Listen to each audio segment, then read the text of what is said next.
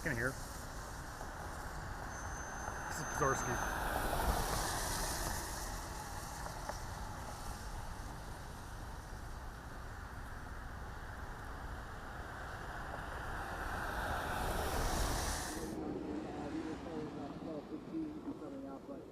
We're just waiting a couple more minutes, it seems like, for Chief Barnes to give the media a briefing here. We have media from really all over the state, it seems, covering the shooting that took place. Went up the road here just a mile or so, and as the parents here are still showing up, going to the parking lot at the community center, but we haven't shown how students across the street, trying to reunite with those students, which we know will be a lengthy process as they try to account for all the students who are at that school. But again, we're still waiting on Chief Sean Barnes from the Madison Police Department to be out here. He should be out here any minute, of course.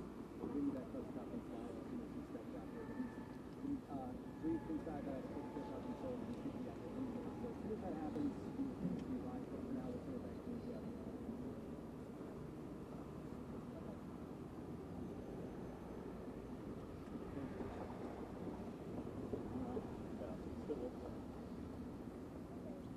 There's not a lot of cars coming in, so.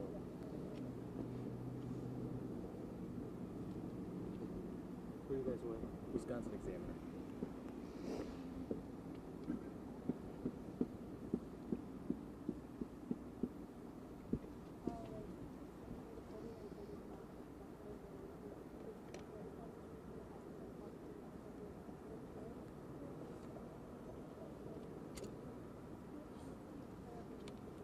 Okay.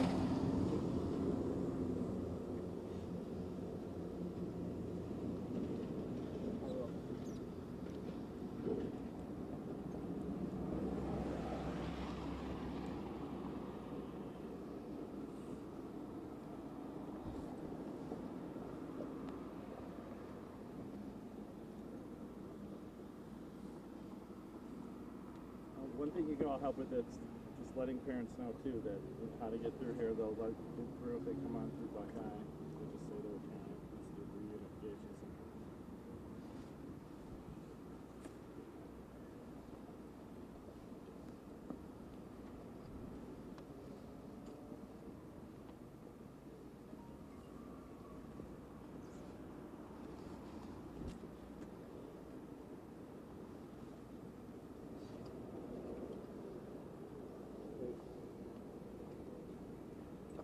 Yeah, do you know where to go?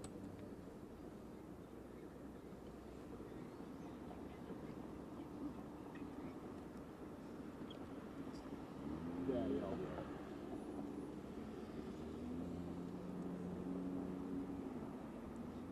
There's a quick trip down the road, something like Cody, are we in a box still? the desk, so can't find it on the map, so we should have it, but it's right Cool. across. We're in a box, so just hold the shot.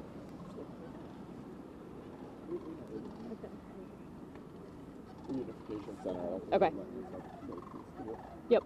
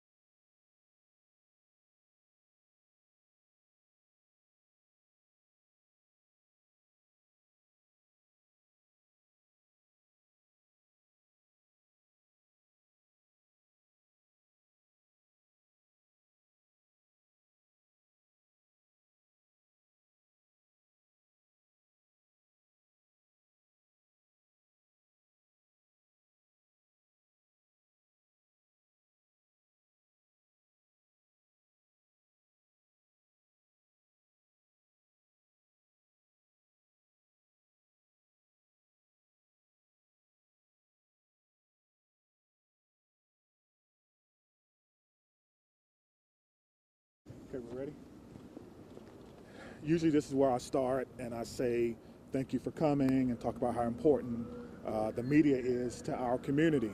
But the truth is today is a sad, sad day, not only for Madison, but for our entire country, where yet another police chief is doing a press conference to speak about violence in our community, specifically in one of the places that's most sacred to me as someone who loves education and to someone who has children that are in schools. So I'm gonna tell you what I know. I'll answer any questions that I can. There'll be a secondary briefing that our PIO will let you know about, okay? Today, around 10:57 a.m., our officers were responding to a call of an active shooter at the Abundant Life Christian School here in Madison. When officers arrived, they found multiple victims suffering from gunshot wounds. We train on this almost quarterly. The last time we trained on this as commanders was approximately 2 weeks ago. The protocols are simple. Stop the killing, stop the dying, find out who's doing this. And the officers did that, and they did that adamantly. We had officers from around the county and around the state that came in support of this particular incident. Officers located a juvenile who they believe was responsible for this deceased in the building. Additionally, the officers began administering life-saving efforts to anyone who was wounded and making sure that those persons were transported. What we know is that a total of about 7 persons were transported from this scene to area hospitals for treatment. We know that at least 3 people have lost their lives, including a juvenile person. I don't have any other information about those persons who have lost their lives, and I'm not going to release that until we have, of course, spoken with family members and ensuring that they are fully aware of this tragic, tragic scene that occurred today. I want to thank all of the law enforcement partners and community members that came out to help, our friends at the ATF.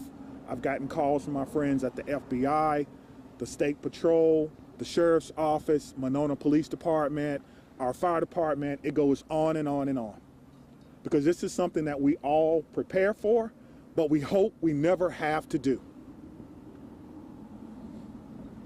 As you can see, we have a unification center that was immediately set up where parents and guardians and loved ones and grandparents wanted to get information about their loved ones, and we wanted to make sure that they were unified immediately. So we were doing more than one thing at one time.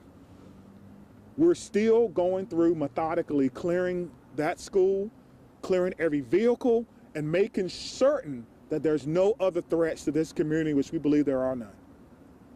We immediately alerted our mayor's office, and I've been on the phone with her and her office constantly.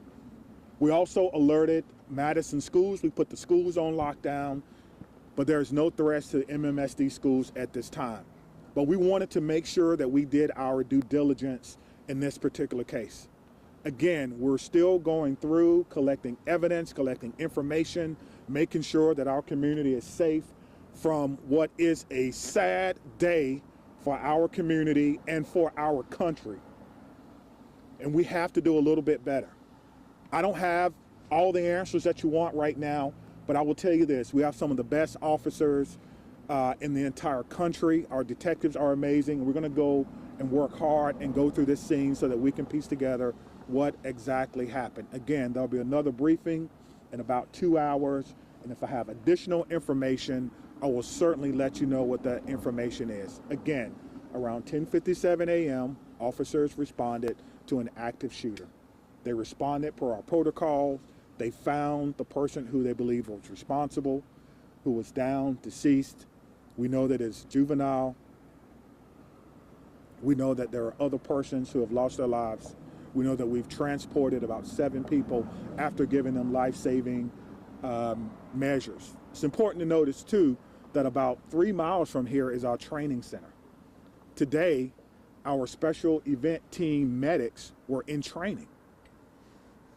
And so they got to practice in real time. They left the training center immediately and came down here and doing in real time what they were actually practicing for.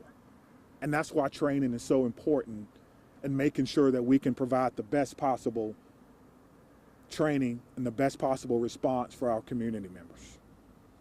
I'm asking everyone to send your heartfelt wishes and prayers and thoughts yet again to a community, but this time it's my community. Dylan?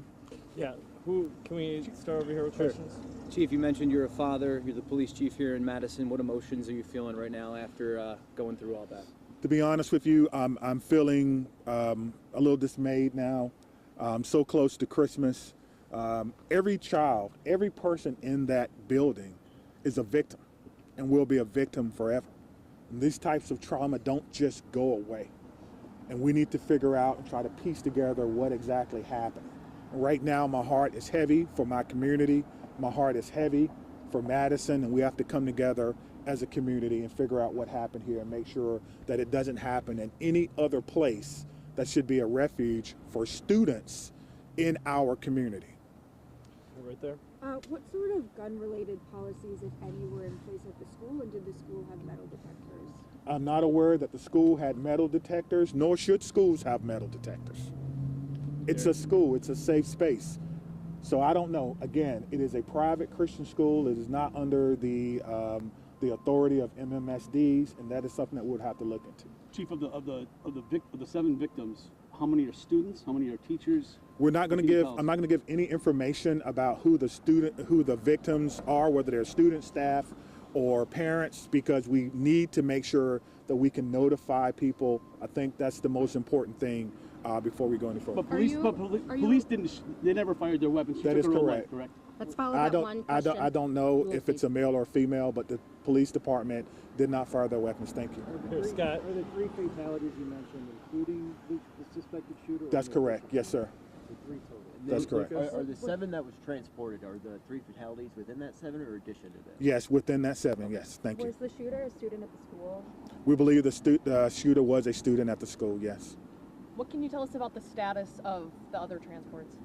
We know that they range from minor injuries to life-threatening. I know that's a huge, spectrum, but that's what we know now. And so we need everyone, again, to send your thoughts and your prayers out to them. One thing I do know is that we have some of the best medical care in the country here in Madison. And so we hope that everyone will recover. But at this time, we don't know. So we did just get an update from our command post. 5 deceased at this time, 5 injured. So a total of 10. You know what So a kind of total gun of was 10. used? Again, this is a ever evolving situation. Just hearing that, what does that make you think? How does that make you feel? That we have to do a better job in our community on a Monday, right? So close to Christmas, that we're updating victims. And so there's a lot of work that has to be done, and we're committed to doing that work. We just ask for your patience.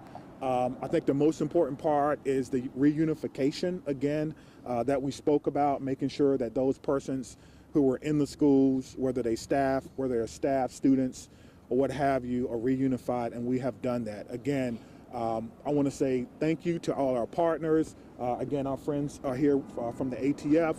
They're going to help us. I heard the question about the gun. I don't know yet, which is why we have a great partnership with the ATF that will help us determine the origin of this gun and where it happened. So I'm gonna leave it at that, and we will have another press conference.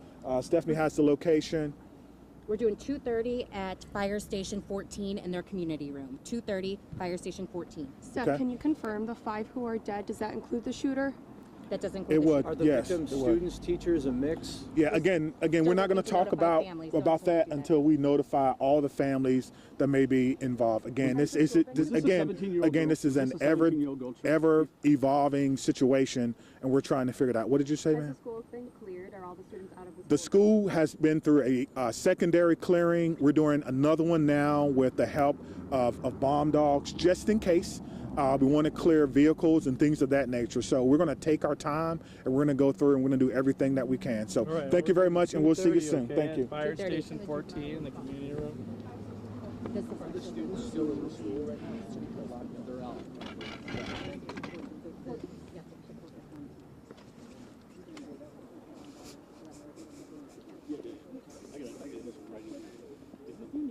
It is confirmed.